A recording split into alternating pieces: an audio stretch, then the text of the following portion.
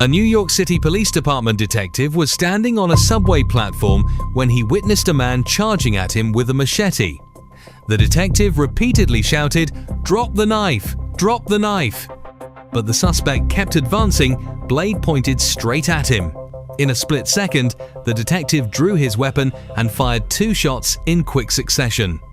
The suspect, 44-year-old Anthony Griffin, was struck and collapsed on the platform. He was later pronounced dead at the hospital. In just a few seconds, a situation under control turned into a shooting and a death in the middle of a subway station.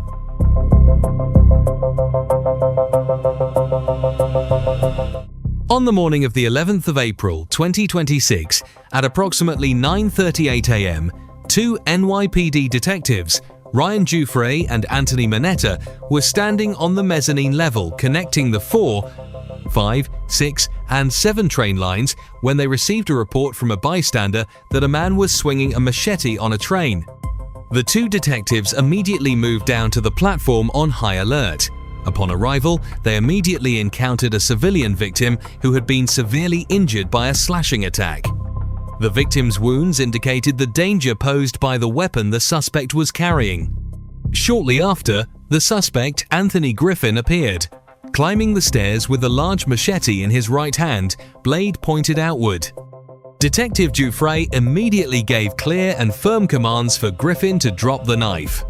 However, Griffin not only failed to comply, but turned back toward the platform, continuing to swing the blade while moving erratically, advancing and retreating and shouting incoherently, displaying behavior consistent with a loss of control.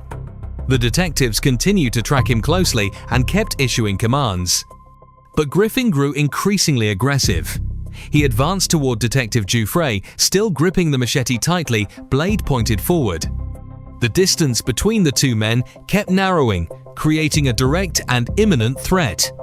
Under US law, an officer is permitted to use deadly force when there is a reasonable belief that an imminent threat of death or serious bodily injury exists to themselves or others. In this case, Griffin was holding a dangerous weapon. A machete had already slashed and injured at least 3 civilian victims beforehand, and was advancing toward the detective with the blade pointed outward while refusing to comply with commands to drop it. This behavior constituted a direct, urgent, and potentially lethal threat. Therefore, Detective Giuffre's decision to open fire was entirely lawful and necessary for self-defense and the protection of others. Detective Giuffre fired 2 rounds from his service weapon, striking Griffin. The suspect collapsed immediately on the platform. The detectives quickly moved in, secured the scene, and began administering first aid to Griffin right away. An ambulance was called, but Griffin was later pronounced dead at the hospital. The entire sequence of events, from the moment the report was received to the descent onto the platform, the commands given, and the shooting itself, was clearly captured on both detectives' body-worn cameras. Anthony Griffin died as a result of the shooting. The incident is being investigated according to standard NYPD procedure. As of now, the investigation remains ongoing. From a legal standpoint, Detective Giuffre's use of force in this situation was lawful under the standard established in Graham v. K. Connor.